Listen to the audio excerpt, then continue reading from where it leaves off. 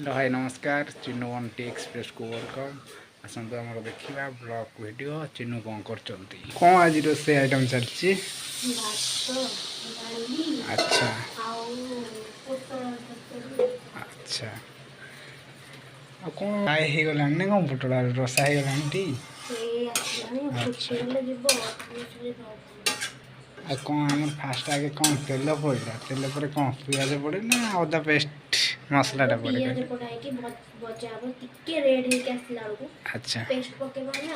एपटे कौन बस अच्छा सरलानी ताले